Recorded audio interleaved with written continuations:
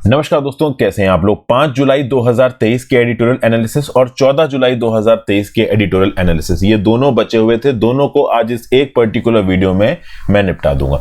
कल का भी एडिटोरियल छूट गया था, 5 जुलाई का भी।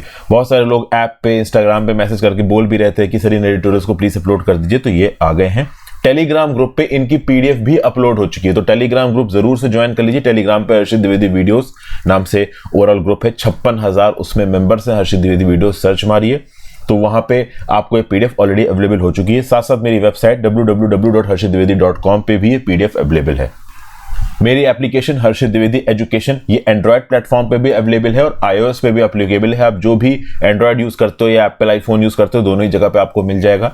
साथ साथ वेबसाइट पे जाके या फिर मेरी ऐप में जाके, चाहे एंड्रॉयड में हो चाहे एप्पल में हो, मेरा यूपीएससी सिविल सर्विसेज एग्जामिनेशन का 2024 का मेंटरशिप कोर्स मिल जाएगा आपको। इस मेंटरशिप कोर्स में GS paper wise information available है। रिसेंटली एक नई सीरीज मैंने इसके अंदर लॉन्च की है, ethics through examples and formulas, जिसकी अगली 2 वीडियोज भी बन गई है, पहली अपलोड हो चुकी है। ये भी जल्दी ही आपको चैनल पर मिल जाएगा, तो आप ओवरऑल चेकआउट कर सकते हो इस पर्टिकुलर कोर्स को। इसके अंदर बहुत से इनिशिएटिव्स आगे लॉन्च होंगे, आप चाहें तो एक बार देख सकते हैं। चलिए बिना टाइम वेस्ट किए शुरू करते हैं। 5 जुलाई का पहला एडिटोरियल जो आज हम डिस्कस करने वाले हैं वो है भाई आपका जीएसटी के रिजीम को लेके, एन इनकम्प्लीट रिफॉर्म। और वहीं पे अगर आप 14 जुलाई की जब एडिटोरियल्स पे जाओगे ना, वहां पे भी एक आर्टिकल है जीएसटी से रिलेटेड, 50th जीएसटी काउंसिल। तो दोनों जीएसटी के आर्टिकल्स को एक साथ ही यहां पे डिस्कस कर लेते हैं, ठीक है। तो इंडिया का जो गुड्स एंड सर्विसेज टैक्स का जो ट्रिस्ट है वो एक मिडनाइट पार्लियामेंट सेशन में शुरू हुआ था, अनयूजुअल फैनफेयर के साथ 6 साल पहले। तो ओवरऑल अगर आप देखो तो 6 साल बीत चुके हैं जीएसटी के रिजीम को इंप्लीमेंट हुए इंडिया के अंदर। ओके, तो इस ओकेजन को, ये मैं 5 जुलाई वाले एडिटोरियल की बात कर रहा हूं, तो इस ओकेजन को फाइनेंस मिनिस्टर निर्मला सीतारमण जी ने एम्फसाइज किया और बोला कि जीएसटी किस प्रकार से हमारे देश को एक यूनिफाइड मार्केट की तरफ लेके आया है। बहुत सारे अलग अलग जो इनडायरेक्ट टैक्स स्ट्रक्चर्स थे जो कि अलग अलग राज्यों में अलग अलग थे, जिसके चलते ईज ऑफ डूइंग बिजनेस नहीं हो पा रही थी। ओवरऑल एक राज्य और दूसरे राज्य में जो टैक्स का क्वांटम था वो अलग अलग था। इंटरस्टेट मूवमेंट ऑफ व्हीकल्स के ऊपर कुछ इंटरस्टेट टैक्सेस थे, वो सब यहां पे खत्म हो गए हैं। ओके, इंटरस्टेट बॉर्डर्स पे जो बॉटल नेक चेक पोस्ट लगे हुए थे वो भी यहां पे खत्म हो गए। इन चेक पोस्ट के चलते लॉजिस्टिकल कॉस्ट बढ़ती थी, इंडियन गुड्स की कॉम्पिटिटिवनेस घटती थी। ये सब चीजें कहीं ना कहीं सॉर्ट आउट की गई। डिमोनेटाइजेशन के शॉक के बाद जीएसटी को लाया गया था, तो उसके चलते ओवरऑल जीएसटी को एक डिसरप्टर की तरह देखा गया शुरुआत में, जो कि हमारे देश की इकोनॉमी इनफॉर्मल इकोनॉमी है। टेक्निकल, स्ट्रक्चरल, प्रोसीजरल बहुत प्रकार के चैलेंजेस थे। तो शुरुआत में जो जीएसटी का इंप्लीमेंटेशन हुआ वो कहीं ना कहीं बहुत सी प्रॉब्लम्स लेके आया, लेकिन धीरे धीरे करके मैच्योर होने लगा, धीरे धीरे करके सॉर्ट आउट होने लगा, धीरे धीरे करके जीएसटी के अंदर के जो मैकेनिज्म्स हैं उनको हमारे बिजनेसेस अडॉप्ट करने लगे। आज की डेट में अगर आप देखो दोस्तों, तो ये नया नियम कानून बनाया गया है कि वो जीएसटी बिजनेसेस जिनका एनुअल टर्नओवर 5 करोड़ से ज्यादा है, उनको ई इनवॉइसेस जनरेट करनी पड़ेंगी स्टार्टिंग फ्रॉम अगस्त 2023। ओके, तो कुल मिला के क्या बोला जा रहा है? कुल मिला के ये बोला जा रहा है कि जीएसटी जब शुरुआत हुई थी तो जीएसटी से लोगों को प्रॉब्लम आई थी, जीएसटी के साथ एडजस्ट करने में बिजनेसेस को प्रॉब्लम आई थी, लेकिन फ्रॉड्स भी शुरू हुए। तो उन फ्रॉड्स को टैकल करने के लिए जो रेवेन्यू डिपार्टमेंट है, जो जीएसटी डिपार्टमेंट है, उसने एक जंग सी छेड़ दी फेक इनवॉइसिंग के अगेंस्ट। बाकी जो टेक्निक्स डिप्लॉय किए गए जाते थे टैक्स इवेडर्स के द्वारा, उनके अगेंस्ट। तो कहीं ना कहीं जीएसटी के अंदर जो गंदगी है उसको साफ किया गया है और जीएसटी को बहुत सारे बिजनेसेस के द्वारा अडॉप्ट भी किया गया। कंप्लायंस को यहां पे टाइटन किया गया। पोस्ट पैंडेमिक रिबाउंड आया है, इकोनॉमिक एक्टिविटी में जीएसटी के रेवेन्यूज सुधरे हैं, ठीक है। अगर आप देखो तो लेट 2021 में जीएसटी काउंसिल ने सेटअप किया एक ministerial group to rationalise the unwieldly multiple rate structures and enhance tax inflows. इस साल जून 2023 में अगर आप देखो तो GST revenues 1.6 lakh crore cross कर गए। पिछले 72 महीनों के एग्जिस्टेंस में चौथी बार ऐसा हुआ है। इस साल का पहले क्वार्टर में जो ओवरऑल एवरेज टैक्स कलेक्शन है जीएसटी का वो है 1.7 लाख करोड़ के आसपास, जो कि पिछले साल के नंबर से 12% ज्यादा है। तो कहीं ना कहीं रेवेन्यू बॉयंसी देखने को मिल रही है। ओके, आप बोलोगे रेवेन्यू बॉयंसी, तो देखिए जीडीपी ग्रोथ रेट जब बढ़ती है, उस जीडीपी ग्रोथ रेट के बढ़ने के प्रोपोर्शन में टैक्स कलेक्शन कितनी तेजी से बढ़ा, इसको आप रेवेन्यू बॉयंसी बोलते हो या फिर टैक्स बॉयंसी बोलते हो, अलग अलग नाम है इसके लिए। तो ठीक है, हमको एक पॉजिटिव फैक्टर यहां पे देखने को मिल रहा है जीएसटी रेवेन्यूज के रिस्पेक्ट में, लेकिन क्योंकि इकोनॉमी में प्रॉब्लम चल रही है, ग्लोबल इकोनॉमी में दुनिया भर में इन्फ्लेशन की परेशानी है, ग्लोबल इकोनॉमी स्लो डाउन देखने को मिल रहा है, तो कंजम्पशन ग्रोथ फॉल्टर कर सकती है। कंजम्पशन ग्रोथ का मतलब क्या हो गया कि भाई ओवरऑल एक इकोनॉमी ग्रो कब करेगी, जब उस इकोनॉमी में रहने वाले लोग हैं वो पैसा खर्च करें। तो मेरे आपके जैसे लोगों की जेब में पैसा है तो हम मार्केट में जाएंगे, चीजें खरीदेंगे, तो नेचुरली जो सरकार का टैक्स कलेक्शन है जीएसटी का वो बढ़ जाएगा। अब अगर हमारी ही जेब में पैसा नहीं रहा तो हम कंज्यूम नहीं कर पाएंगे, जब हम कंज्यूम नहीं कर पाएंगे तो सरकार का जीएसटी फिर कैसे बढ़ेगा, समझ गए। तो ये सब चीजें, तो ग्लोबल इकोनॉमिक अगर स्लो डाउन आता है तो लोगों के पास पैसों की परेशानी आएगी, तो वो जो भी पैसा है उसको बचाएंगे, कम खर्चेंगे, तो फिर जीएसटी टैक्स कलेक्शन ज्यादा होगा नहीं। ठीक है, तो अभी के लिए अगर आप देखो तो बहुत कुछ ऐसा करना बाकी है जिसके थ्रू टैक्स पेयर्स और कंज्यूमर्स के लिए जीएसटी एक गुड और सिंपल टैक्स बन जाए। गुड्स एंड सर्विसेज टैक्स को गुड सिंपल टैक्स बोला जा रहा है, मतलब इजी हो जाए जीएसटी के मैकेनिज्म के साथ अपने आप को एडजस्ट करना बिजनेसेस के लिए। जीएसटी कंपनसेशन सेस लेवीज को एक्सटेंड कर दिया गया मार्च 2026 तक। ये पैंडेमिक की वजह से हुआ, शुरुआत में 5 साल के लिए लगाई गई थी, लेकिन 5 साल के टेन्योर को आगे बढ़ाया गया। रीजन भी कि कोविड-19 के लॉकडाउन के समय पे जितना भी पैसा सरकार को देना था राज्यों को, सरकार उतना पैसा राज्यों को दे नहीं पाई, और वो पैसा आना था कंपनसेशन सेस के थ्रू, उतना पैसा आ नहीं पाया, तो केंद्र की सरकार ने मार्केट से पैसा उधार उठा के राज्यों को दे दिया और कंपनसेशन सेस को एक्सटेंड कर दिया है, ताकि आगे आने वाले समय में धीरे धीरे जो भी पैसा कंपनसेशन सेस के थ्रू आएगा उससे सरकार जो भी मार्केट से लोन उठा के राज्य को पैसा दिया जीएसटी का उसको भर देगी। समझ गए बात को। फिर एक और इंपॉर्टेंट चीज यहां पे हो रही है, डिस्प्यूट रेजोल्यूशन।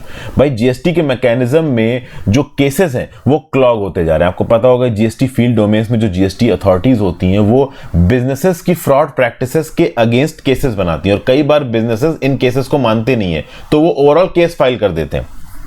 अब केस फाइल करने के लिए जीएसटी के मैकेनिज्म के अंदर एपेलेट ट्राइब्यूनल्स अभी तक सेटअप नहीं किए गए थे, तो अब एपेलेट ट्राइब्यूनल्स को यहां पे सेटअप किया जा रहा है। फिर रेट रेशनलाइजेशन एक्सरसाइज पे काम धीमे हो रहा है।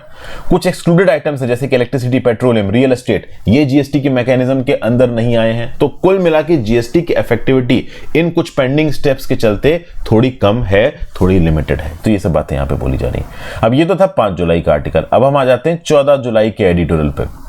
इस 14 जुलाई के एडिटोरियल में भी ये सब बातें की गई हैं। 5 महीने के बाद यहां पे 50वीं जीएसटी काउंसिल की मीटिंग हुई और ओवरऑल कुछ इंपॉर्टेंट मुद्दों के ऊपर बातचीत करी। इसमें से एक इंपॉर्टेंट मुद्दा मैंने थोड़ी देर पहले आपको बताया, कॉन्स्टिट्यूशन ऑफ एपेलेट ट्राइब्यूनल्स। तो जीएसटी के मैकेनिज्म के अंदर ओवरऑल जीएसटी के ऑथराइज्ड ऑफिसर ने शो कॉज नोटिस इशू कर दिया, ऑर्डर पास कर दिया। उस ऑर्डर के अगेंस्ट आप जीएसटी अपील में गए और वहां पे आपने अपील में जाके ओवरऑल अपने केस को प्रेजेंट किया। अपील ऑफिसर ने जो भी यहां पे डिसीजन दिया उसके अगेंस्ट एक एपेलेट ट्राइब्यूनल होना जरूरी था। उस पर्टिकुलर एपेलेट ट्राइब्यूनल को अब जीएसटी के अंदर बनाया जा रहा है। तो बेसिकली इन ट्राइब्यूनल मेंबर्स के अपॉइंटमेंट नॉर्म्स क्या होंगे, इनको यहां पे तय किया जा रहा है। केंद्र की सरकार ने प्रॉमिस किया है कि अगले 4 से 6 महीनों में फर्स्ट सेट ऑफ ट्राइब्यूनल्स को यहां पे फंक्शनल कर दिया जाएगा, ऑपरेशनल कर दिया जाएगा। राज्य की सरकारों का बोलना है कि पूरे देश भर में कम से कम 50 ट्राइब्यूनल की बेंचेस होनी चाहिए, लेकिन एकदम से 50 ट्राइब्यूनल की बेंचेस नहीं आ सकती। ओवरऑल ट्राइब्यूनल सेटअप करने का प्रोसेस थोड़ा ग्रेजुअल होगा, थोड़ा धीमे होगा। सबसे पहले बड़े जो राज्य हैं उनकी कैपिटल में जहां जहां पे हाईकोर्ट की बेंचेस हैं वहां पे इन ट्राइब्यूनल की बेंचेस बनाई जाएंगी, बहुत जरूरी है। क्योंकि ऑब्वियस सी बात है, अगर आप एपेलेट ट्राइब्यूनल की बेंचेस नहीं बनाओगे तो जो बड़े जीएसटी के केसेस हैं 50 करोड़ के, 80 करोड़ के, 200 करोड़ के, वो फिर हाई कोर्ट में जाके क्लॉग हो जाएंगे। और हाई कोर्ट के पास और इंपॉर्टेंट मुद्दे भी हैं देखने को। हाई कोर्ट में ऑलरेडी केस पेंडेंसी बहुत ज्यादा है, तो ऑब्वियस सी बात है जीएसटी से रिलेटेड केसेस के लिए एक अलग एपेलेट ट्राइब्यूनल होना चाहिए। ठीक है, फिर भाई एक इंपॉर्टेंट मुद्दा है यहां पे, tax treatment for the booming online gaming industry. भाई क्या है कि जो जीएसटी काउंसिल का डिसीजन है कि भाई कसिनो में, ऑनलाइन गेमिंग में जो 28% जीएसटी लेवी बनाई जाने की बात की जा रही है, इस बात को लेके जो इंडस्ट्री प्लेयर्स हैं वो बहुत नाराज हैं। तो ऑनलाइन जैसे कि रमी सर्किल हो गया, ऑनलाइन जो भी आप अब देखिए, वैसे तो गैम्बलिंग इंडिया के अंदर बैन है, बट लिमिटेड बेसिस पे अलग अलग राज्यों में गैम्बलिंग काम करती है। जैसे कि आप गोवा में जाओगे तो गैम्बलिंग ओपन चलती है, आप सिक्किम में जाओगे तो गैम्बलिंग ओपन चलती है। तो गैम्बलिंग को लेकर राज्य की सरकार बहुत हद तक नियम कानून लगाती है। अब रिसेंटली राज्य की सरकारों ने जब गैम्बलिंग के ऊपर क्रैकडाउन किया तो ओवरऑल गेम ऑफ स्किल और गेम ऑफ चांस वाला टॉपिक उठ के आ गया। जिसको मैंने पहले आपको समझा रखा है। अब ओवरऑल इस प्रकार की जो ऑनलाइन गेम्स है, कसिनोज है, हॉर्स रेसिंग है, ई गेमिंग प्लेयर्स के ऊपर और ई गेमिंग के बेट्स के ऊपर 28% जीएसटी लगाने की बात की जा रही है। तो अगर आप 1 लाख का बेट खेल रहे हो जीएसटी पे, तो 28,000 रुपए तो उसके ऊपर टैक्स दोगे, और अगर जीत गए उस बेट से तो उसके ऊपर उतना आप मतलब एक्स्ट्रा टैक्स पे करोगे। और जो कसिनो वाला है वो अगर जीतता है, कसिनो वाले तो हमेशा ही जीतते हैं, तो वो पैसा पे करना पड़ेगा 28% उनको, या फिर कह लीजिए जो भी एक्स्ट्रा इनकम टैक्स है। तो इन सब बातों को लेके जो इंडस्ट्री है, ऑनलाइन गेमिंग इंडस्ट्री, वो नाराज है।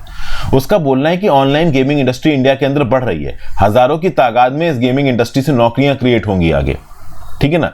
तो ये जो पर्टिकुलर स्टेप है जीएसटी काउंसिल का 28% जीएसटी लेवी लगाने का, ये गलत है, ऐसा इस इंडस्ट्री का बोलना है। एक हेस्टी डिसीजन है, लेकिन इसको हेस्टी डिसीजन नहीं बोला जा रहा है, क्योंकि इस पर्टिकुलर डिसीजन के ऊपर जीएसटी काउंसिल के मिनिस्ट्रियल ग्रुप ने लंबे समय तक बहस की है। लेट 2020 में मिनिस्ट्रियल ग्रुप बना था, 2 बार इसके ऊपर बातचीत कर चुका है, और इतनी बातचीत के बाद अगर 28% जीएसटी लेवी लगाने की बात की गई है तो कुछ सोच समझ के ही की गई होगी। अब ये भी बात है कि भाई निर्मला सीतारमण जी ने इस बात को एक्नॉलेज किया कि गोवा और सिक्किम ये 2 राज्य हैं जो बहुत हद तक कसिनो ड्रिवन टूरिज्म रेवेन्यूज के ऊपर डिपेंड करते हैं। लेकिन खास बात यहां पे ये है कि भले ही कसिनो ड्रिवन टूरिज्म रेवेन्यू की आप बात करते हो, बट ओवरऑल जो आप कह लो कसिनो के गेम्स में जो आप रिलैक्स्ड टैक्स रेट लगाते हो, उस रिलैक्स टैक्स रेट को किसी अर्जेंट सेक्टर में लगाना, किसी इंपॉर्टेंट सेक्टर में लगाना, वो एक अलग बात है। जैसे कि for example compassionate tax treatment आप एसेंशियल गुड्स को दो, सर्विसेज को दो, जैसे कि फार्मास्यूटिकल सेक्टर में दे दिया, बूढ़े लोगों के लिए दवाइयों का प्रयोग, उसमें आपने टैक्स एक्सेम्पशन दे दिया, तो वो तो समझ में आता है।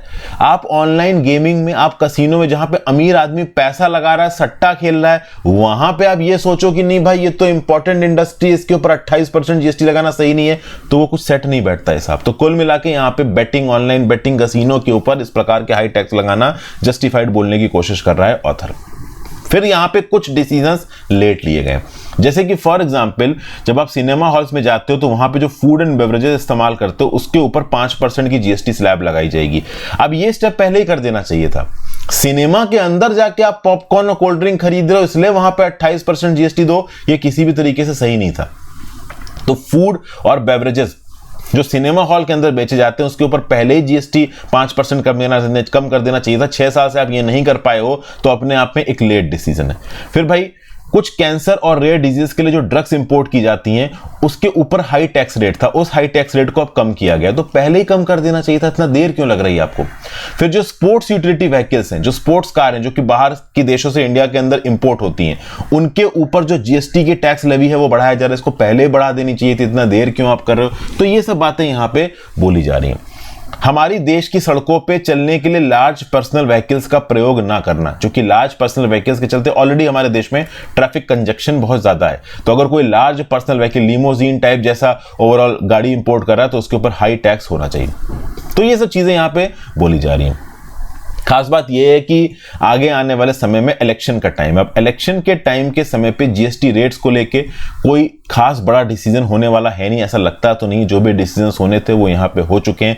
खास बात यह कि जो अलग अलग मिनिस्ट्रियल ग्रुप्स थे वो भी शायद आगे आने वाले कुछ महीनों में या 2024 तक जो जनरल इलेक्शंस होने वाले हैं जीएसटी के रिस्पेक्ट में कोई बड़ा डिसीजन ले, इस बात के चांसेस कम थे। जैसे कि फॉर एग्जाम्पल रेट रीस्ट्रक्चरिंग, ये बहुत इंपॉर्टेंट टॉपिक है। 5%, 12%, 18%, 28%, 0.01%, ये जो ब्रैकेट्स हैं जीएसटी रेट्स के, इन ब्रैकेट्स को चेंज करने की बात की जा रही थी, रिफॉर्म करने की बात की जा रही थी। और इसके लिए जो मिनिस्ट्रियल ग्रुप था उसको पहले लीड कर रहे थे former Karnataka chief minister BS Bommai साहब। अभी के लिए ओवरऑल इस पर्टिकुलर मिनिस्ट्रियल ग्रुप का कोई भी हेड नहीं बताया गया, ठीक है। तो यही कहा जा रहा है कि 2024 के इलेक्शंस तक और आगे आने वाले कुछ समय में जल्दी जीएसटी काउंसिल के थ्रू कुछ बड़े चेंजेस अनाउंस होंगे, इस बात के चांसेस कम है। अब वापस आ जाते हैं 5 जुलाई के ट्विटर वाले एडिटोरियल पे। Ruling in favour of blocking should not be the last word on social media. देखिए क्या बोला जा रहा है। ट्विटर ओवरऑल यूनियन गवर्नमेंट द्वारा पास किए गए आईटी रूल्स के अगेंस्ट कर्नाटका हाईकोर्ट में चला गया, ठीक है ना। मास लेवल पे ब्लॉकिंग ऑर्डर पास किया गया था केंद्र की सरकार के द्वारा ट्विटर के अगेंस्ट, और यह बोला गया था कि ओवरऑल जो भी केंद्र की सरकार ने डायरेक्शंस दिए उन डायरेक्शंस को आपने पास नहीं किया। तो बेसिकली इस बात को लेके कि ट्विटर का यह बोलना था कि केंद्र की सरकार द्वारा पास किए गए नियम कानून गलत हैं, इसलिए इन नियम कानूनों के अगेंस्ट कर्नाटका हाईकोर्ट के पास चला गया ट्विटर, ठीक है ना। अब क्या है कि गवर्नमेंट के नियम कानूनों के अगेंस्ट इंडिया के अंदर का कोई बहुत बड़ा आप कह लो इंडस्ट्रियल प्लेयर या फिर इंफॉर्मेशन टेक्नोलॉजी का प्लेयर जो कि ट्विटर है, वो कोर्ट में जा रहा है। तो कोर्ट में इस प्रकार के लिटिगेशन सरकार के अगेंस्ट जीतना काफी मुश्किल होता है। ओके, गवर्नमेंट के पास पावर है to restrict speech and expression on grounds permitted in article 19 clause 2 of the constitution. अब भाई बात यह है कि सरकार को जो ताकत मिली है 19 क्लॉज 2 के अंदर स्पीच और एक्सप्रेशन के राइट्स को रिस्ट्रिक्ट करने की, इसके अगेंस्ट केस जीतना, वो भी कोर्ट में जाके, वो बहुत मुश्किल है। लेकिन यहां पे कोशिश की ट्विटर ने इस पर्टिकुलर केस को जीतने की, लेकिन केस जीत नहीं पाया। यहां पे कर्नाटका हाईकोर्ट ने सरकार के फेवर में डिसीजन दिया, लेकिन कर्नाटका हाईकोर्ट को क्रिटिसाइज करते हुए ऑथर बोल रहा है कि कर्नाटका हाईकोर्ट ने सारे आर्गुमेंट्स को काउंटेनेंस नहीं किया। कर्नाटका हाईकोर्ट ने overall absence of notice to users और apparent lack of proportionality involve in large scale suspension of accounts and post के रिस्पेक्ट में प्रॉपर बातचीत नहीं की। जैसे कि जब फार्मर प्रोटेस्ट चल रहे थे, जब फार्म लॉस के अगेंस्ट जो 3 फार्म लॉस आए थे ना, उसके अगेंस्ट जब भयंकर बेसिस पे इंडिया के अंदर प्रोटेस्ट चल रहे थे, तो उस समय पे भारत सरकार ने बहुत सारे मास ब्लॉकिंग ऑर्डर्स इशू किए गए थे ट्विटर के ट्वीट्स को लेकर, ट्विटर के अकाउंट्स को लेकर। खासकर उन अकाउंट्स को टारगेट किया गया था जो कि सरकार के अगेंस्ट थे। तो ट्विटर ओवरऑल इन पर्टिकुलर ऑर्डर्स के अगेंस्ट कहां चला गया? कर्नाटका हाईकोर्ट के पास चला गया। ओके, और ये बोला कि भाई ये जो जुडिशियल रिव्यू है, इस पर्टिकुलर प्रोसेस से हम यूनियन गवर्नमेंट के गलत डिसीजन को अंडू करने की कोशिश करेंगे। लेकिन ओवरऑल कर्नाटका हाईकोर्ट ने ट्विटर के अगेंस्ट डिसीजन दिया है। कर्नाटका हाईकोर्ट ने बोला है कि वो स्पेसिफिक ट्वीट्स, यूआरएल और लिंक जो कि केंद्र की सरकार ने हटाने को बोले थे, ओवरऑल किसको? आपका ट्विटर को, वो ठीक समय पे हटाए नहीं गए। तो यहां पे ट्विटर की तरफ से तो गलती हुई है। खास बात दोस्तों यहां पे ये कि कर्नाटका हाईकोर्ट ने अपना डिसीजन लेते वक्त ये बात बोली ट्विटर को कि ट्विटर यूजर्स के बिहाफ पे कॉन्स्टिट्यूशनल बैटल नहीं लड़ सकता। अगर मान लीजिए किसी ट्विटर अकाउंट को सस्पेंड करने की बात की गई है, तो पहली बात, किसी ट्विटर अकाउंट के थ्रू कोई ट्वीट हुई, अब वो ट्वीट गड़बड़ है, आप उस ट्वीट के बेसिस पे उस अकाउंट को सस्पेंड कर रहे हो, तो आपको नोटिस भेजना चाहिए उसको टेक्निकली। लेकिन कर्नाटका हाईकोर्ट को बोलना है कि हर केस में ओवरऑल उस ट्वीट को पीछे से किसने पोस्ट किया है उसको कहां तक ढूंढते फिरोगे? हर बार ढूंढना भी तो मुश्किल होता है। कई बार तो फेक ट्विटर अकाउंट्स बना के ट्वीट किए जाते हैं ओवरऑल भड़काऊ भाषण को और सोसाइटी में इम्बैलेंस फैलाने के लिए, अशांति फैलाने के लिए। तो इस कंटेक्स्ट में यह बोला जा रहा है कि भाई देखिए, ओवरऑल पब्लिक ऑर्डर और नेशनल सिक्योरिटी के रिस्पेक्ट में अगर एक ट्विटर यूजर के ट्वीट को या अकाउंट को यहां पे ब्लॉक किया गया है, तो आप उस ट्विटर यूजर को नोटिस भेजो। तो ट्विटर ने अपनी पिटीशन में यह लिखा कर्नाटका हाईकोर्ट के सामने। कर्नाटका हाईकोर्ट ने बोला कि भाई हर बार सरकार कहां तक उस ट्विटर यूजर को ढूंढती फिरेगी, और ढूंढने में, नोटिस भेजने में जितना समय जाएगा उतनी देर में तो वो ट्वीट और ट्विटर अकाउंट तरखाट मचा देगा। हमारी सोसाइटी तो इस हद तक अंदर से बटी हुई है कि हर बात पे लोग, चाहे कास्ट की बात हो, चाहे जेंडर की बात हो, चाहे धर्म की बात हो, लड़ने को घूम रहे हैं। दूसरी बात, जिन अकाउंट्स को यहां पे सस्पेंड किया गया है, ठीक है ना, अगर वो अकाउंट सस्पेंडेड खुद आके कोर्ट में कुछ नहीं बोल सकते, तो ट्विटर उनके बिहाफ पे बैटल क्यों लड़ रहा है? मान लो किसी ट्विटर यूजर का अकाउंट ब्लॉक हो गया, तो कुल मिला के यहां पे अफेक्टेड पार्टी कौन है? Twitter user. तो वो ट्विटर यूजर अगर खुद केस लड़ने के लिए आ रहा कोर्ट के सामने, तो एक अलग बात है। जब वो खुद केस लड़ने नहीं आ रहा कोर्ट के सामने, तो ट्विटर उसके बिहाफ पे क्यों लड़ रहा है? एक पॉइंट यहां पे ये बोला गया, ठीक है। फिर उसके बाद यहां पे स्पेकुलेटिव लिटिगेशन का इल्जाम लगाया गया है ट्विटर के ऊपर। ट्विटर के ऊपर इल्जाम यह है कि यूनियन गवर्नमेंट ने जो ट्विटर को डायरेक्शन दिए, फर्स्ट ऑफ ऑल ट्विटर ने उन डायरेक्शंस को माना नहीं, बहुत लेट माना, और उसके बाद अब यहां पे जुडिशियल लिटिगेशन कर रहे हैं, इसलिए 50 लाख रुपए का यहां पे फाइन मार दिया गया है ट्विटर के ऊपर। अब देखिए, यह बात तो बिल्कुल सही है कि सोशल मीडिया कंटेंट के थ्रू इंसाइटमेंट, हेट स्पीच और होस्टाइल प्रोपोगेंडा फैलाया जाता है। दुनिया भर की कंट्रीज में लॉज एग्जिस्ट करते हैं सोशल मीडिया प्लेटफॉर्म और इंटरनेट सर्विस प्रोवाइडर्स में जो भी ऑफेंडिंग कंटेंट पड़ा है उसको रिजॉल्व करने के लिए। अगर आप बात करो section 69A of the information technology act की, तो ये पर्टिकुलर सेक्शन के अंदर ताकत मिलती है ओवरऑल सरकार को ब्लॉकिंग ऑर्डर्स इशू करने की, और इस पर्टिकुलर ताकत को सुप्रीम कोर्ट ने अपहेल्ड भी किया था श्रेया सिंघल केस 2015 में, कुछ प्रोसीजरल सेफगार्ड्स के साथ। अब ये प्रोसीजरल सेफगार्ड्स ये थे कि जो कंटेंट ओरिजिनेटर से उनको नोटिस वगैरह भेजो, बट कर्नाटका हाईकोर्ट बोल रही है कि भाई ऑनलाइन एनोनिमिटी की दुनिया में हर बार में ओवरऑल कंटेंट पोस्ट करने वाले को ढूंढ पाना ही अपने आप में मुश्किल है, उसको आइडेंटिफाई कर पाना ही अपने आप में मुश्किल है। तो account level blocking, overall tweets की ब्लॉकिंग, इन सब रिस्पेक्ट में proper modus operandi standard operating procedure को फॉलो नहीं किया गया। ट्विटर अकाउंट यूजर्स को ओवरऑल नोटिस नहीं भेजा गया। ठीक है, ट्विटर यहां पे ओवरऑल अपने यूजर्स के बिहाफ पे कॉन्स्टिट्यूशनल प्रोविजंस पे जंग लड़ रहा है। तो कर्नाटक हाई कोर्ट ने बोल दिया कि ट्विटर जो कि एक फॉरेन मीडिया ऑर्गेनाइजेशन है, उसको इंडिया के ट्विटर यूजर्स के बिहाफ पे कॉन्स्टिट्यूशनल बैटल लड़ने की जरूरत नहीं है। जिसका अकाउंट अफेक्ट हुआ है, जिसके अगेंस्ट ऑनलाइन एक्शन हुआ है, उसे खुद आके केस लड़ना पड़ेगा, ट्विटर उसके बिहाफ पे केस नहीं लड़ सकता। तो यहां पे ओवरऑल ऑथर शायद यह कहने की कोशिश कर रहा है कि कर्नाटक हाई कोर्ट का स्टांस बहुत ज्यादा केंद्र की सरकार के फेवर में हो गया है। तो यहां पे कर्नाटक हाई कोर्ट के इस पर्टिकुलर जजमेंट को करेक्ट करने की जरूरत है सुप्रीम कोर्ट के द्वारा। अब सुप्रीम कोर्ट कब करेक्ट करेगा नहीं करेगा वो बात की बात है। तो ये था आर्टिकल। फिर उसके अगला हम लोग एडिटोरियल डिस्कस करते हैं, यह है antibiotics with promise a lifeline India awaits. तो भाई ऑब्वियस सी बात है, एंटीबायोटिक्स की यूजेस के रिस्पेक्ट में इंडिया के अंदर बात हो रही है। देखिए, drug resistant bacteria and viruses ये आगे आने वाले समय में एक बहुत बड़ा हेल्थ हैजार्ड बन सकते हैं। तो हाईली ड्रग रेजिस्टेंट इन्फेक्शन के अगेंस्ट एक जबरदस्त बैटल जारी है और इस बैटल के रिस्पेक्ट में रिसेंटली एक टीम ऑफ डॉक्टर्स ने एक ग्लिमर ऑफ होप दिया है। देखिए, चैलेंजेस बहुत बड़े हैं, इस बीच में ग्लिमर ऑफ होप आया और ये ग्लिमर ऑफ होप इस तरीका से दिखता है कि भाई emergency use authorisation for essential antibiotics ये अपने आप में कुछ ट्रिकी केसेस में जिंदगी और मौत के बीच में डिफरेंशिएशन कर सकता है। हुआ ये है, इसको वैसे मैंने पहले भी एडिटोरियल में डिस्कस किया है कि हैदराबाद के हॉस्पिटल के एक आईसीयू में एक 18 साल ओल्ड पेशेंट था। इसको एग्रेसिव टी सेल ल्यूकेमिया था और उसके साथ साथ extensively drug resistant Pseudomonas aeruginosa से भी ये इन्फेक्टेड था। मल्टीपल एंटीबायोटिक से रेजिस्टेंट है ये पर्टिकुलर आप कह लो वायरस, ठीक है। तो कुल मिला के बीमारी भी है और वायरस भी इसको अफेक्ट कर रहा है। तो इसकी हालत बहुत खराब थी, इसका फीवर बढ़ता जा रहा था, लंग्स इस पर्टिकुलर इंडिविजुअल के अफेक्ट हो रहे थे, वो बैक्टीरिया इस पर्टिकुलर पेशेंट के फेस को खा रहा था, समय कम था, किसी भी समय पे इस पर्टिकुलर पेशेंट की जान जा सकती थी, इसकी लाइफ बैलेंस पे लटकी हुई थी।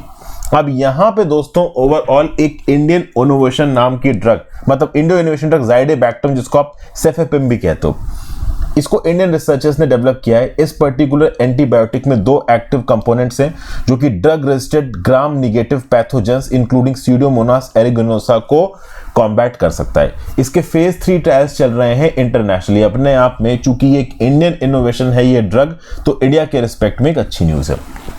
अब देखिए, यहां पे कंपैशनेट यूज प्रोटोकॉल की बात की गई। देखिए, जब कोविड-19 की वैक्सीन आई तो इमरजेंसी यूज ऑथराइजेशन तेजी से दिया गया, लेकिन बाकी ड्रग्स में इतनी तेजी से इमरजेंसी यूज ऑथराइजेशन दिया नहीं जाता है। तो सेफेपिम और ज़ाइडोबैक्टम का यूज ओवरऑल इस पर्टिकुलर 18 साल के पेशेंट्स के रिस्पेक्ट में परमिशन मांगी गई। ओके, और ये परमिशन दी गई सरकार के द्वारा। ओके, तो अब आप देखो, ये पर्टिकुलर इंडिविजुअल जो कि अपनी जिंदगी के लिए जूझ रहा था, इसके रिस्पेक्ट में चूंकि अब ऑब्वियस ही बात है, अगर आपने कुछ अलग से स्टेप नहीं लिया तो इसकी मौत यहां पे तय थी। तो ये सोचा गया कि चलो एक बार को ये पर्टिकुलर ज़ाइडोबैक्टम या सेफेपिम इसको दे देते हैं, शायद ओवरऑल इसकी जान बची जाए। और जैसे उसने ये दवाई खाई, उसका फीवर कम होने लगा, उसके ब्लड कल्चर्स नेगेटिव हो गए, उसकी ऑक्सीजन की जरूरत कम हो गई, धीरे धीरे उसके शरीर में ताकत वापस आने लगी। तो इससे क्या पता चलता है? इससे पता चलता है कि this particular example is an extraordinary case, जिसमें हम देख सकते हैं कि emergency use authorisation for antibiotics जो कि फेज 3 ट्रायल्स में उनको केस टू केस बेसिस पे इमरजेंसी में इस्तेमाल करने की परमिशन दी जा सकती थी। अब सोचिए कि इस पर्टिकुलर यंग पेशेंट में इस ड्रग को इस्तेमाल ना करने की रिकमेंडेशन आ जाती तो इस पर्टिकुलर पेशेंट का मरना तय था। कभी कभी एडवांस्ड स्टेजेस पे फेज 3 ट्रायल्स में जो एंटीबायोटिक्स हैं उनको इस्तेमाल करके आप ग्राउंड लेवल पे कुछ तो इफेक्टिव सॉल्यूशन लेके आ सकते हो, इमरजेंसी में जान बचा सकते हो। ठीक है, तो infection specialist, intensivist, oncologist and doctors जो कि सीवियर इन्फेक्शंस को ट्रीट करते हैं, क्रिटिकली इल और इम्यूनो कॉम्प्रोमाइज्ड पेशेंट्स के अंदर उनके सामने ग्रेव रियलिटी ये है कि जो भैया आज के एंटीबायोटिक्स हैं वो ड्रग रेजिस्टेंट इन्फेक्शन के साथ लड़ नहीं पाते, एडवांस लेवल पे एंटीबायोटिक्स भी नहीं लड़ पा रहे हैं, नए एंटीबायोटिक्स बन रहे हैं और कुछ एंटीबायोटिक्स के फेज 1, फेज 2, फेज 3 ट्रायल्स चल रहे हैं। तो फेज 3 ट्रायल में जो एंटीबायोटिक पहुंचे हुए हैं उनको अगर ग्राउंड लेवल में डिप्लॉय किया जाए तो मिलियंस की तादाद में लोगों की जान बचाई जा सकती है। जो सीवियर केसेस हैं वहां पे तो उनके प्रयोग को हमें परमिशन दे ही दी जानी चाहिए, सरकार को परमिशन दे ही दी जानी चाहिए। डॉक्टर्स के सामने चैलेंजेस बहुत बड़े हैं ड्रग रेजिस्टेंट इन्फेक्शंस को झेलने के, उनको कम करने के। जो आर्सेनल है इफेक्टिव एंटीबायोटिक्स का ये कम हो रहा है, हमारे पास एंटीबायोटिक्स की लिमिटेड चॉइसेस बची हुई हैं, ठीक है ना। तो सब ऑप्टिमल ट्रीटमेंट्स ओवरऑल उनके पास जाना, उनके सिग्निफिकेंट साइड इफेक्ट्स होते हैं, ठीक है। क्योर के चांसेस कम होते हैं। तो मतलब कुल मिला के जब एक पर्टिकुलर इंडिविजुअल बड़ी बीमारी से जूझ रहा है और ओवरऑल बड़े ड्रग रेजिस्टेंट इन्फेक्शन से जूझ रहा है, तो चूंकि उसका यहाँ पे बचना मुश्किल है, एक म्यूटेटिंग बैक्टीरिया या वायरस उसको इन्फेक्ट कर रहा है, तो इमरजेंसी बेसिस के कुछ सॉल्यूशंस को जरूर ढूंढा जा सकता है। तो जिस प्रकार से इमरजेंसी यूज ऑथराइजेशन कोविड-19 के वैक्सीन को दिया गया था, इस प्रकार के अर्जेंट एंटीबायोटिक यूजेज को भी ऑथराइज किया जाना चाहिए।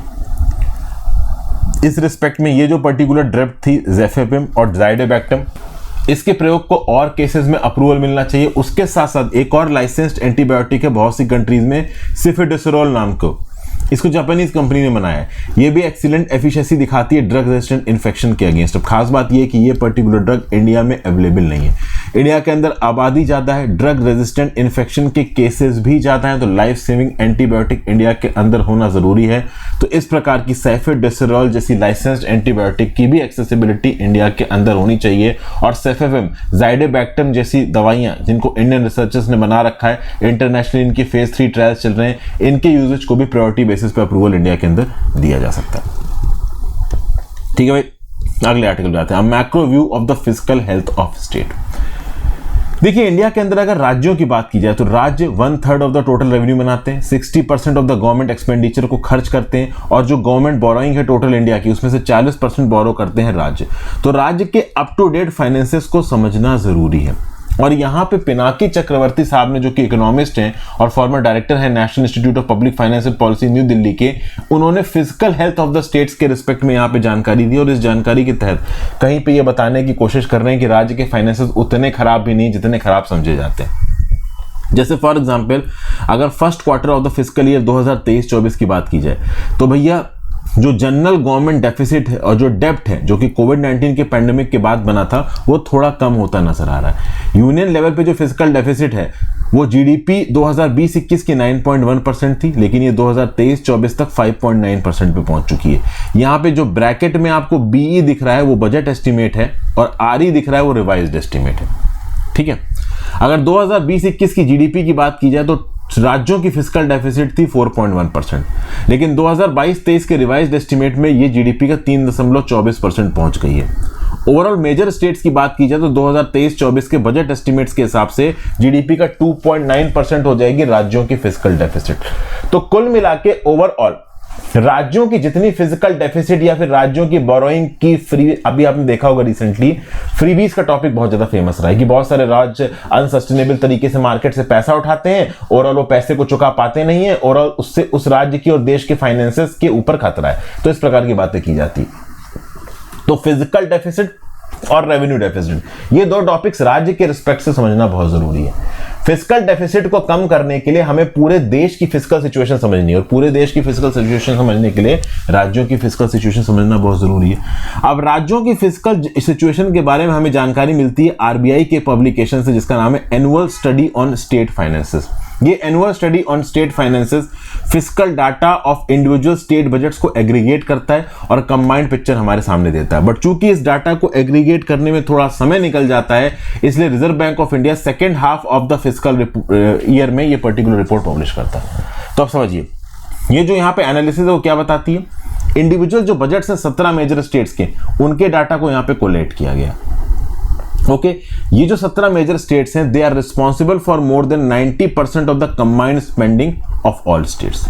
ठीक है, अब समझिए, राज्यों के बजट के जो भी फिजिकल इश्यूज हैं वो ओवरऑल समय समय पे बात किए जाते हैं लोकल लेवल पे। कहीं ना कहीं इस बारे में हमेशा इंडिया के अंदर बात होती है कि राज्यों को अपने फिजिकल डेफिसिट को कम करने की जरूरत है। तो क्या राज्यों का फिजिकल डेफिसिट एक्चुअली में ज्यादा है? देखिए, कोविड-19 के समय पे राज्यों का फिजिकल डेफिनेटली बढ़ गया था, क्योंकि health spending, emergency provision, livelihood के लिए इंतजाम करना, ये कोविड-19 के पैंडेमिक के समय पे, चूंकि अब धंधा बंद हो गया था, बिजनेसेस बंद हो गए, तो रेवेन्यू, सरकार के पास टैक्स रेवेन्यू आना बंद हो गया था, लेकिन ओवरऑल खर्चे बढ़ गए थे। ठीक है ना, तो कुल मिला के ओवरऑल यहाँ पे बहुत से फिस्कल चैलेंजेस खड़े हो गए थे, केंद्र के सरकार के पास भी, राज्य की सरकार के पास भी। अब फाइनली देखा जाए तो 2023-24 के बजट एस्टिमेट के हिसाब से जो 13 मेजर स्टेट्स इंडिया के, उसमें जो 13 स्टेट्स हैं वो रेवेन्यू अकाउंट के रिस्पेक्ट में डेफिसिट थी। देखिए, दो प्रकार की डेफिसिट होती हैं, एक फिस्कल डेफिसिट होती है, एक रेवेन्यू डेफिसिट होती है। फिस्कल डेफिसिट होती है ओवरऑल डेफिसिट, एक सरकार का टोटल कितना खर्चा है और उसके पास कितना पैसा आया, जो पैसा आया उसमें उधार को काउंट नहीं किया जाएगा।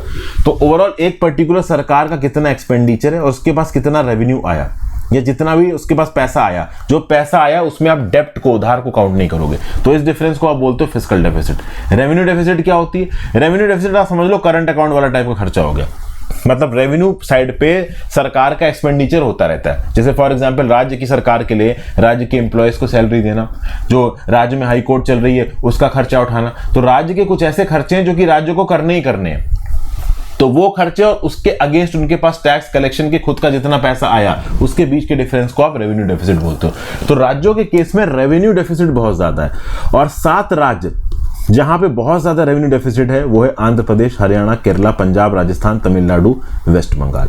इन पर्टिकुलर स्टेट का जो डेब्ट to gross state domestic product का रेशियो है वो भी बहुत ज्यादा है। इनफैक्ट अगर आप देखो तो ओवरऑल फिस्कल डेफिसिट में जो रेवेन्यू डेफिसिट है उसका प्रोपोर्शन सबसे ज्यादा कौन से राज्यों में?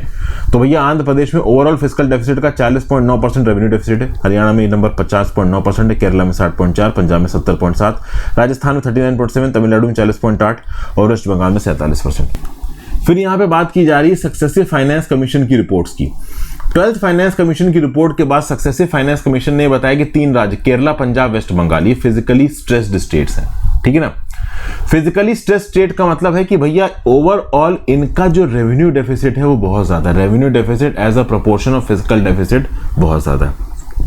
मैक्रो इकोनॉमिक स्टेबिलिटी के रिस्पेक्ट में ये डेफिसिट्स बहुत इंपॉर्टेंट हो जाती हैं दोस्तों, क्योंकि अगर ओवरऑल जो आपका रनिंग खर्चा है वो रनिंग खर्चा आपका एक्सेसिवली हाई है और उसके अगेंस्ट जो आपके खुद के सोर्स ऑफ इनकम बहुत कम है, तो लॉन्ग टर्म में बिना एक्सटर्नल हेल्प के, बिना केंद्र की सरकार के रेवेन्यू के, बिना उधार उठाए आप अपना खर्चा नहीं चला पाओगे। और केंद्र की सरकार के पास से कितना रेवेन्यू आना है इसकी अमूमन जानकारी थोड़े एडवांस में राज्यों के पास होती है। फाइनेंस कमीशन के हिसाब से टैक्स कलेक्शन में कितना पैसा आएगा, उसमें से कितना % राज्य की सरकार को एलोकेट किया जाएगा, ये फिगर्स बहुत एडवांस में कैलकुलेट हो जाते हैं। तो राज्य की सरकार के पास एक बेसिक आइडिया तो होता ही है।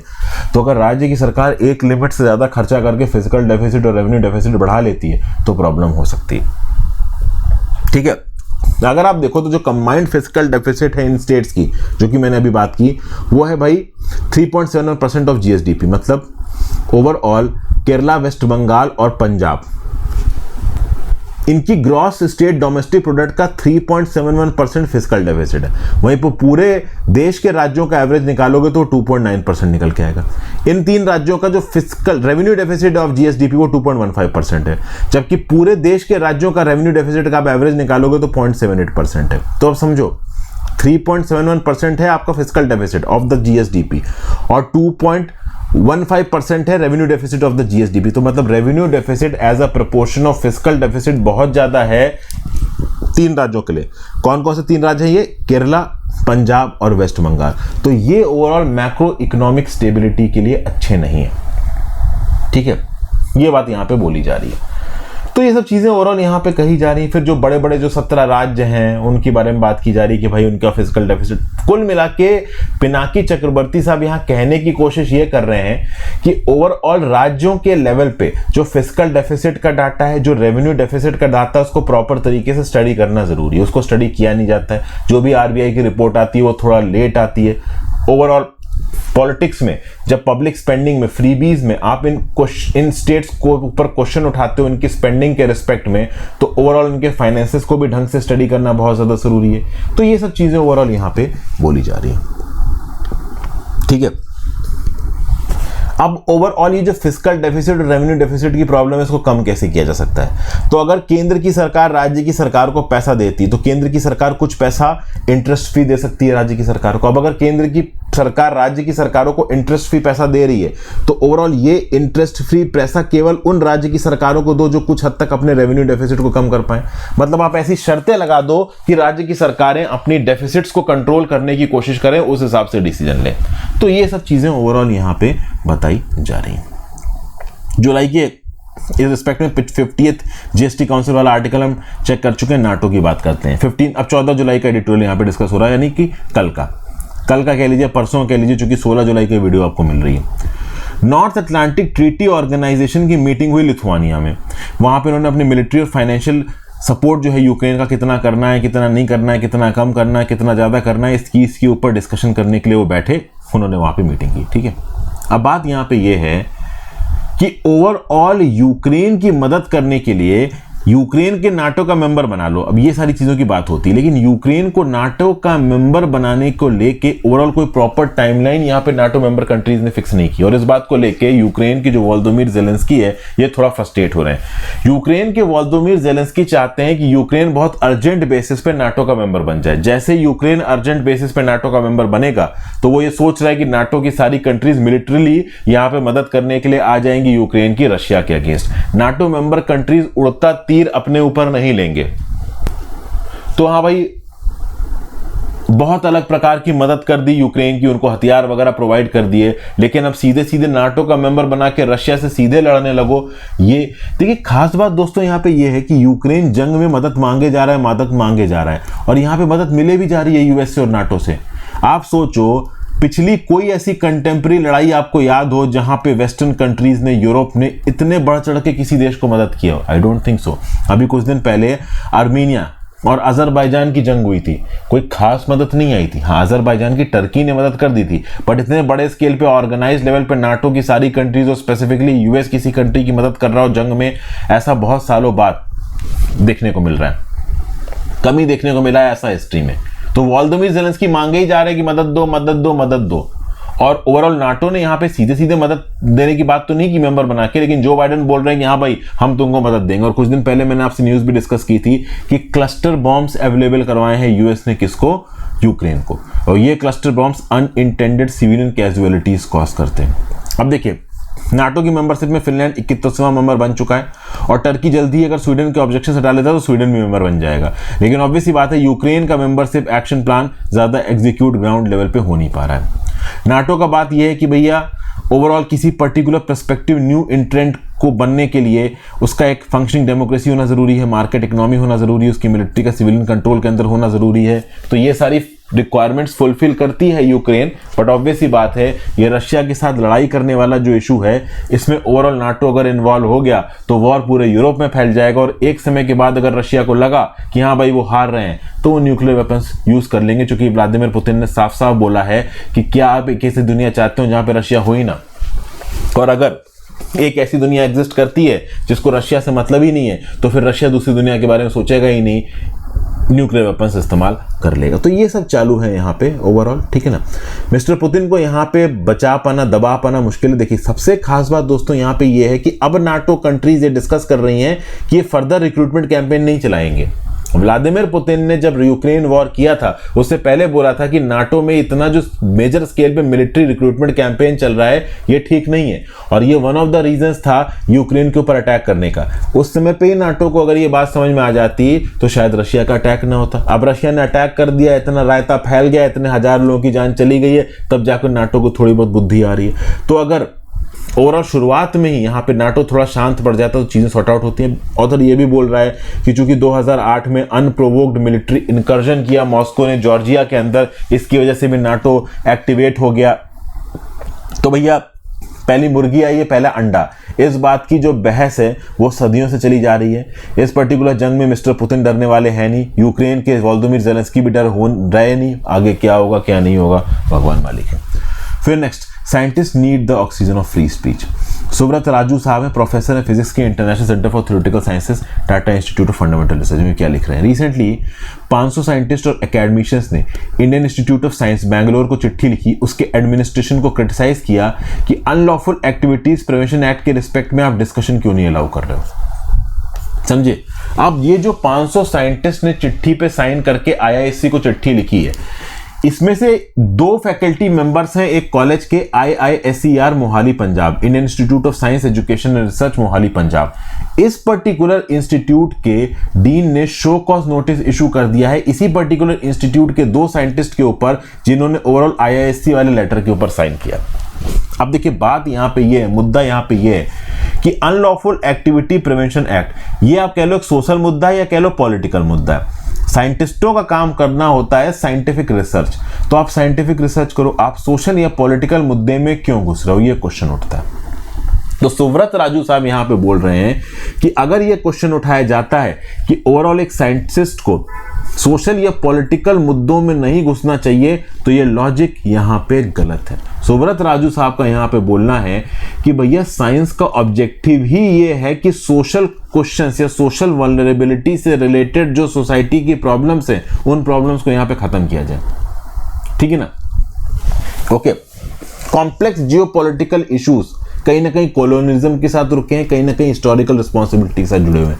आज की डेट में जो भी इन्वायरमेंटल डैमेज हो रहा है, उस इन्वायरमेंटल डैमेज का एक सस्टेनेबल सॉल्यूशन ढूंढने की उम्मीद रखी जाती है किससे? एक साइंटिस्ट से। तो साइंटिस्ट जब सोसाइटी की प्रॉब्लम सॉल्व कर रहा है तो वो सोशल और पॉलिटिकल दोनों ही प्रकार के मुद्दों के साथ जुड़ा हुआ है। तो अगर आप एक साइंटिस्ट से ये उम्मीद करो कि वो सोशल और पॉलिटिकल प्रॉब्लम्स को कंसीडर ना करे, बिल्कुल साइड हो जाए, तो वो ठीक नहीं होगा। कुछ साइंटिफिक फील्ड्स हैं जैसे कि क्वांटम फिजिक्स, इनको करंट अफेयर से सेपरेट करके रखा गया। इन पर्टिकुलर रिसर्च इलाकों में जनरल पब्लिक केवल सपोर्ट की बात की जा रही है। 6000 करोड़ रुपए यहाँ पे सरकार के द्वारा लोकेट किए जा रहे हैं। तो भाई देखिए, साइंटिफिक और टेक्नोलॉजिकल प्रोग्रेस भले ही सोशल एडवांसमेंट नहीं करती है, तो एक पर्टिकुलर साइंटिस्ट के लिए, साइंटिफिक कम्युनिटी के लिए बहुत जरूरी हो जाता है कि वो जो भी साइंटिफिक रिसर्च कर रहे हैं उसके आउटकम को, उसके आप कह लो रेपरक्यूशंस को भी प्रॉपर तरीके से स्टडी करे, क्योंकि उसकी साइंटिफिक रिसर्च के आधार पर ग्राउंड भी जो भी पाथ ब्रेकिंग इनोवेशंस हो रहे हैं, वो path breaking innovation socially progressive होने चाहिए, पॉलिटिकली प्रोग्रेसिव होने चाहिए। तो ये बात यहाँ पे बोल रहे हैं, मतलब सुव्रत राजू साहब यहाँ पे बोल रहे हैं कि ये जो IISc और IISER की जो डीन है और जो टॉप लीडरशिप है, जो ये दिखाने की कोशिश कर रही है कि साइंटिस्टों को ओवरऑल पल्ले में नहीं पड़ना चाहिए, या अनलॉफुल एक्टिविटीज प्रिवेंशन एक्ट जैसी डिस्कशंस में, वो गलत है। सोशल और साइंटिफिक एडवांसमेंट की जब बात आती है तो एक साइंटिस्ट के पास भी अधिकार है कि वो बातचीत करके यहाँ पे ओवरऑल सेंसिटिव मुद्दों पे अपना व्यू पॉइंट दे सके, चाहे फिर वो व्यू पॉइंट पॉलिटिकली सेंसिटिव हो। फिर अगला, an unacceptable verdict in the constitution sense. Recently हुआ ये कि इलाहाबाद हाई कोर्ट ने एक इंटरफेथ कपल, यहाँ पे एक मुस्लिम आदमी है और एक हिंदू औरत है, और ये दोनों लोग बिना शादी किए एक लिव इन रिलेशनशिप में रह रहे हैं, और इनके में से ही किसी के घर वाले ने जाके पुलिस को रिपोर्ट कर दी। अब पुलिस हैरेसमेंट कर रही है इनका, तो ये कपल पहुंच गया इलाहाबाद हाई कोर्ट के पास, और इलाहाबाद हाई कोर्ट के पास जाके अपील फाइल करता है कि भैया हमें पुलिस हैरेसमेंट से प्रोटेक्शन प्रोवाइड की जाए।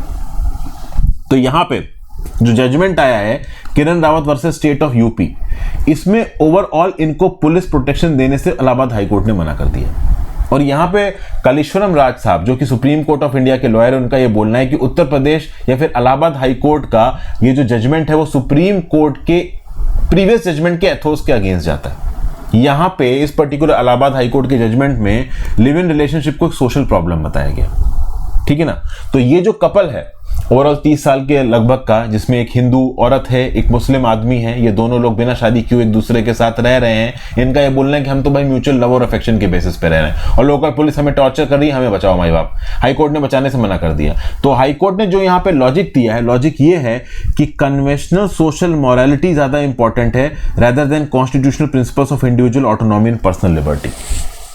तो मतलब इलाहाबाद हाई कोर्ट के जजमेंट से ऐसा प्रतीत होता है, ऐसा बोलना है कलेश्वरम राज साहब का, कि conventional social morality constitutional principles of individual autonomy personal liberty से इंपॉर्टेंट है।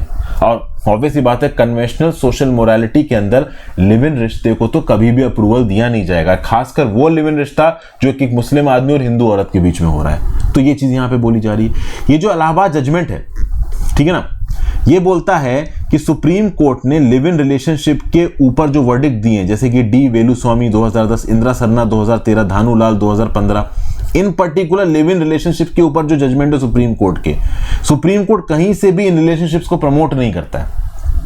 और इन रिलेशनशिप्स के अंदर भी सुप्रीम कोर्ट ने कहीं ना कहीं शादी वाले एलिमेंट की बात की है। तो बेसिकली ऑथर ये बोल रहा है कि इलाहाबाद हाई कोर्ट का जजमेंट सुप्रीम कोर्ट के जजमेंट्स को एक गलत लाइट में ले रहा है, ठीक है ना।